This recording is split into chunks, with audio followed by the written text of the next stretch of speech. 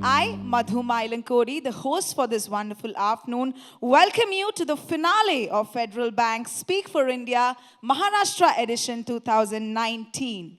And this is, like all of you know, a debating contest for eloquent college students who can voice out what it takes to stir the heart and soul of our democracy. And to symbolically begin with this very wonderful concept that we have, may I have the pleasure of requesting our dignitaries to join us in the lighting of the lamp to inaugurate the Federal Bank Speak for India Maharashtra edition.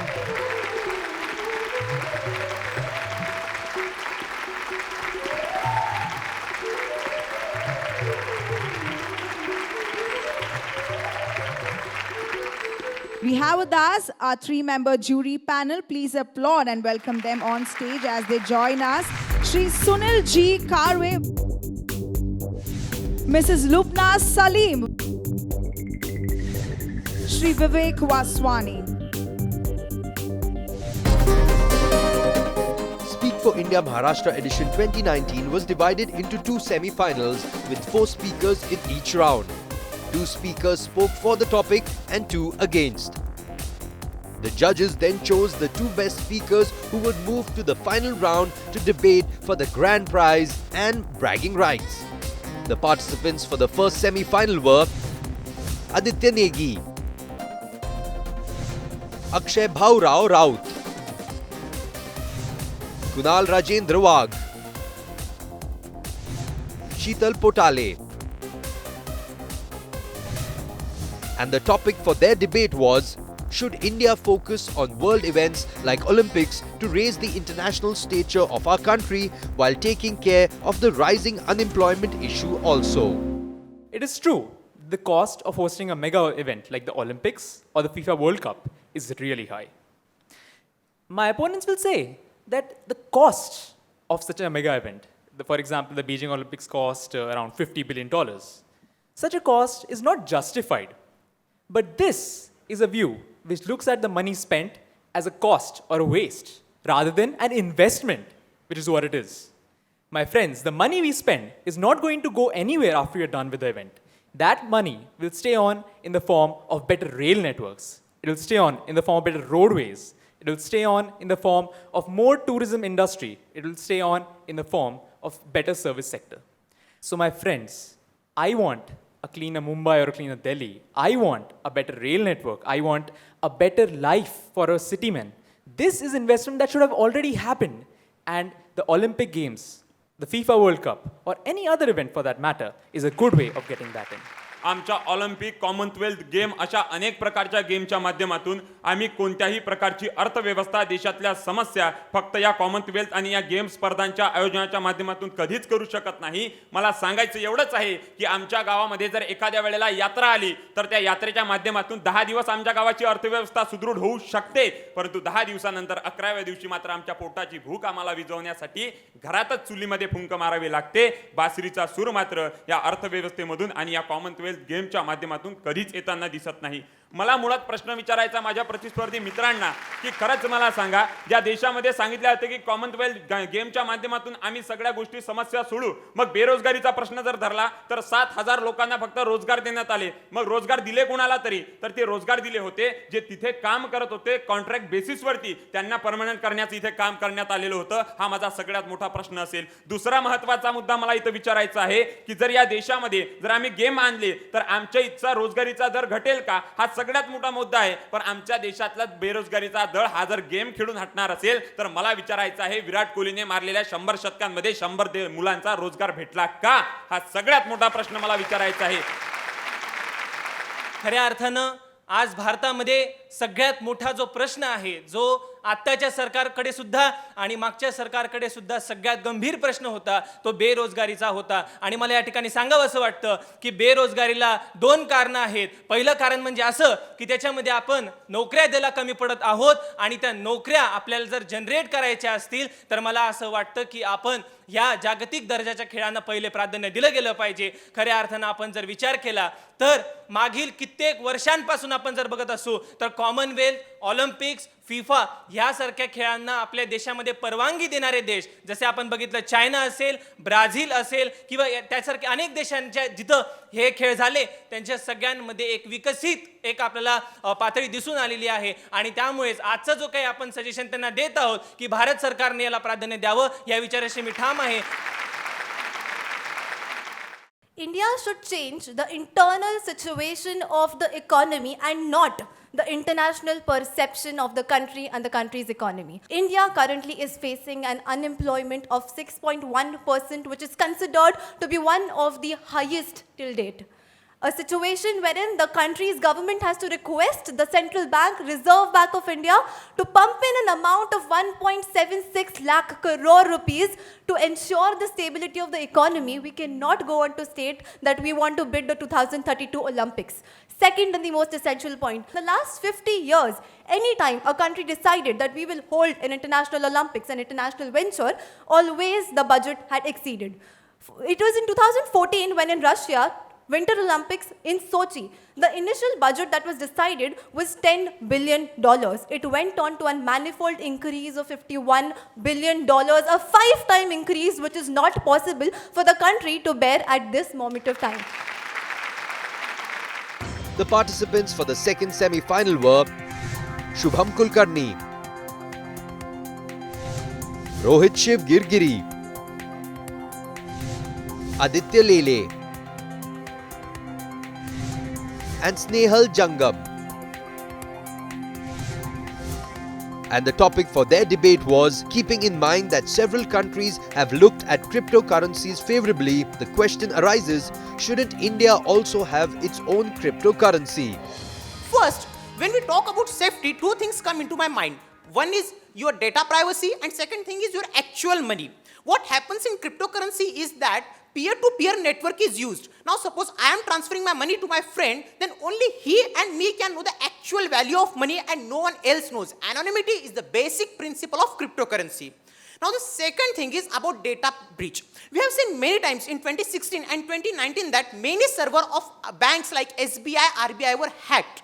In cryptocurrency, there will be no question of hacking because it will be a peer-to-peer based network and blockchains are used. So there is no chance of any server being hacked by any third party.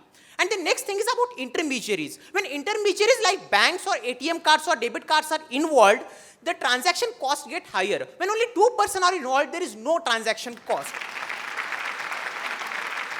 आजपासून बरोबर 3 वर्षापूर्वी 500 आणि 1000 रुपयाच्या NOTA Narendra Modi यांनी बंद केल्या आणि या 500-1000 रुपयाच्या नोटा बंद केल्यानंतर सर्वात मोठा हेतू त्या ठिकाणी ठेवण्यात आला तो म्हणजे कॅशलेस व्यवहार होतील, ऑनलाईन व्यवहार होतील. पण त्यानंतर त्या व्यवहाराला चालना मिळायची सोडून प्रकाश जावडेकर यांच्या माध्यमातून या देशामध्ये 2 लाख तरुणांना प्रत्येक गावामध्ये विस्परिंग कॅम्पेनिंग आणि तेथील मतं जाणून घेण्यासाठी पाठवलं. त्यांना जेव्हा बोलवण्यात आलं त्यावेळेस 90% लोकांची अशी मतं होती की ऑनलाईन ट्रान्झॅक्शन अर्थात ऑनलाईन व्यवहार हा आमच्या डोक्याच्या बाहेरचा आहे. म्हणजेच काय तर माणूस जी भौतिक चलन आहे ते सुद्धा ऑनलाईन स्वरूपात स्वीकारू शकत नाही. तर मला वाटतं क्रिप्टोकरन्सी तर त्याच्याही पलीकडचा प्रकार आहे. मला वाटतं जेवढं आपल्याला पचेल ना तेवढंच खाल्लं पाहिजे. आणि या दृष्टिकोनातून माझं एक सर्वस्वी मत आहे, भारताला क्रिप्टोकरन्सीची अजिबात गरज नाही.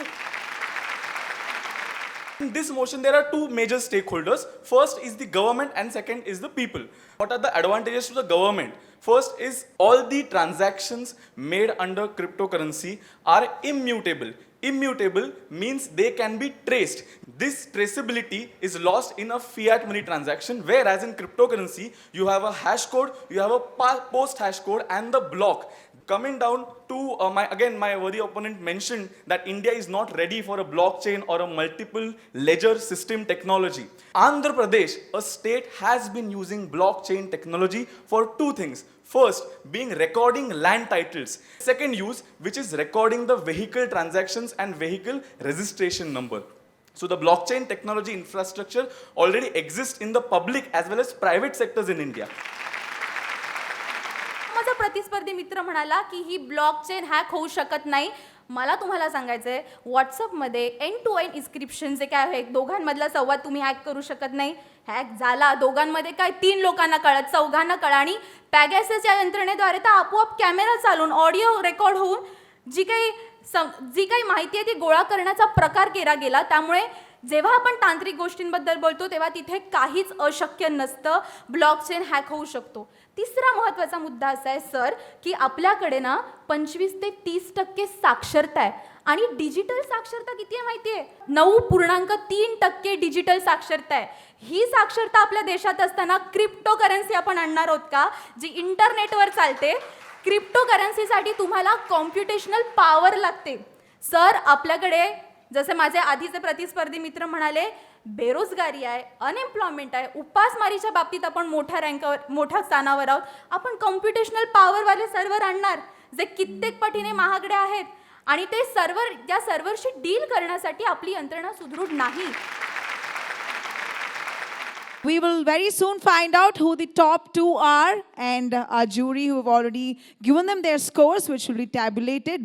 And today with us to give us a few words of advice and also to motivate, ladies and gentlemen, please join me in welcoming on stage Soha Ali Khan.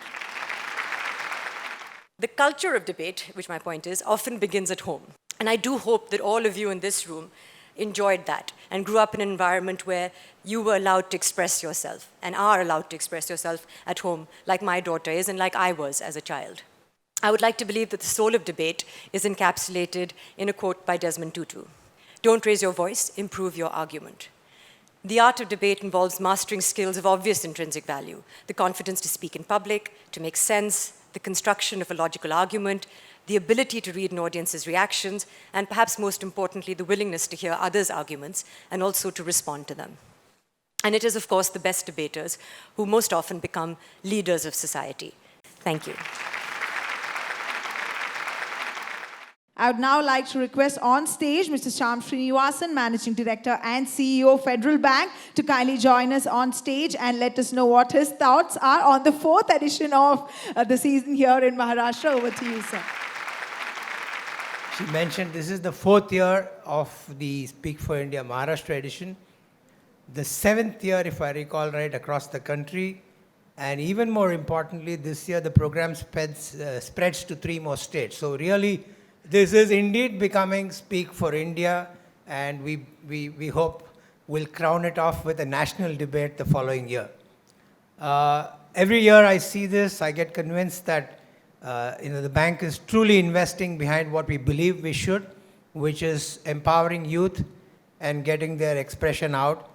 Each debate by itself sort of enriches each of us, and I'm sure today would have been no exception. So thank you very much. Have a wonderful debate.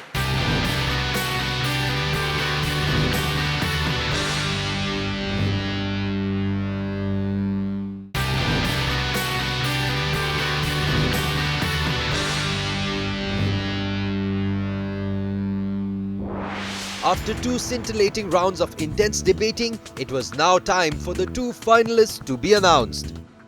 Sheetal Potle. The women win, and it is Snehal Jangam. Women power, and we have 2 women who'll battle it out. Our jury members have taken their hot seats. We'll have the final round, but before which we would like to acknowledge the contributions of the other 6 who made it until the finale of Federal Bank Speak for India Maharashtra edition 2019.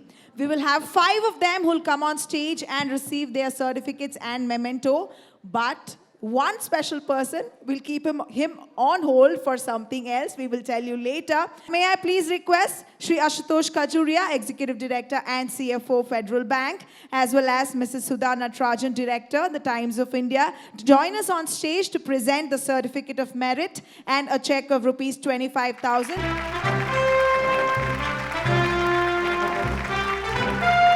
Rohit Giri.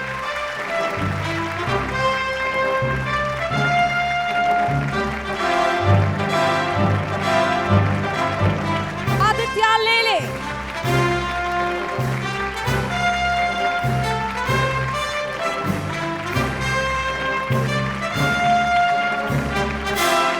Aditya Negi.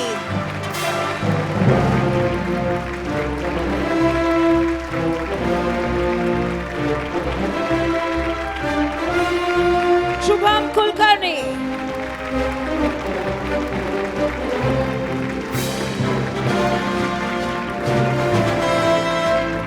Kunal Wagh.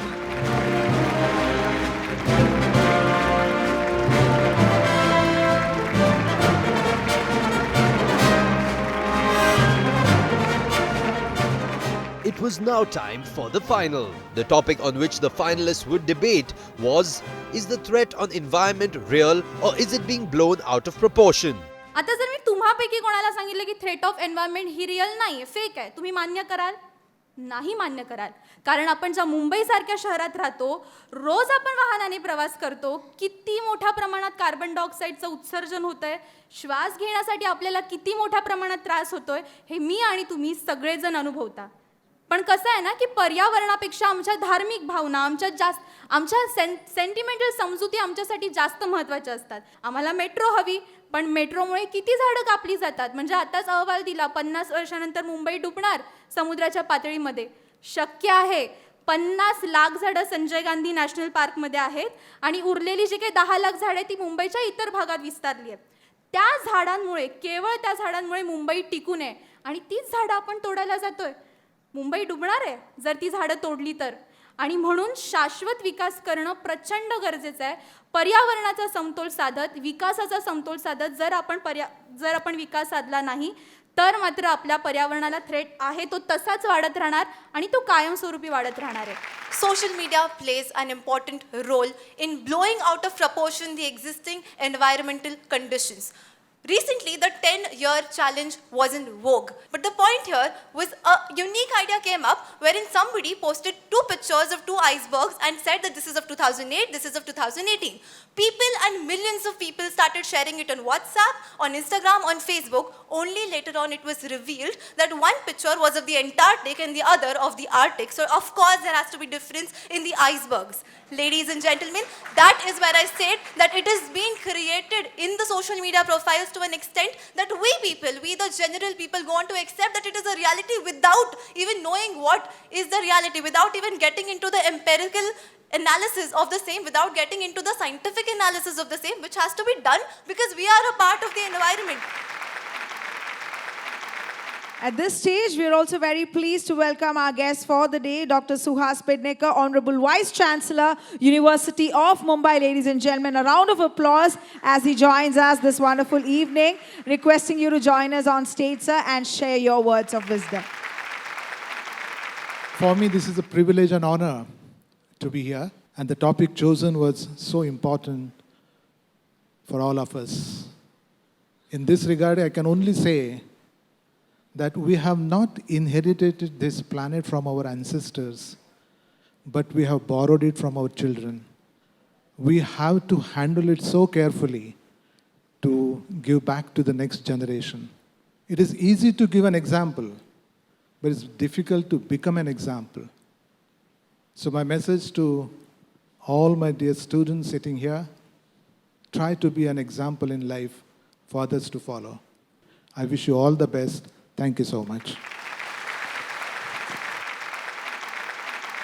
We have a special award that is now going to be presented here this wonderful evening. The award is very special because it is the Federal Bank Speak for India Maharashtra Edition 2019 Most Popular Speaker Award. And ladies and gentlemen, before I request the winner of this prize to join us on stage, yet again requesting Grace ma'am to kindly join us on stage to present this along with Doctor, please. Ma'am, can we have you? The winner of the Most Popular Speaker, Akshay Rao.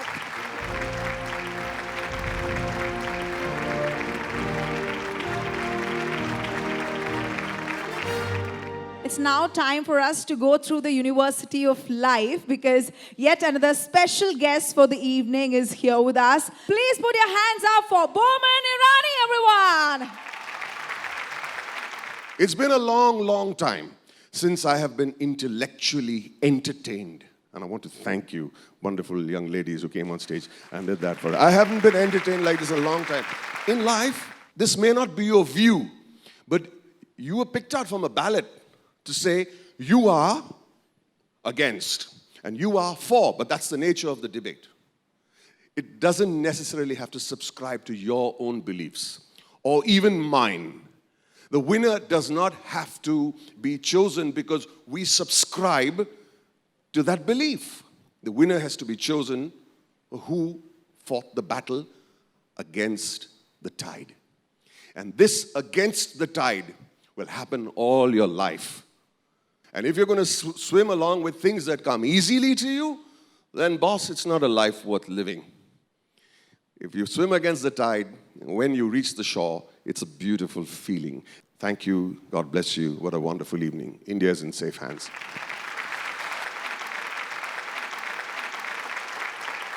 We would like to request all our dignitaries to please join us on stage to present the awards to the winner and the runners-up of Federal Bank Speak for India Maharashtra edition 2019. Can I please request Soha Ali Khan as well as our co-member team from Federal Bank and the Times of India to please join us on stage. Well, swimming against the tide, the winner is Sheetal Podle.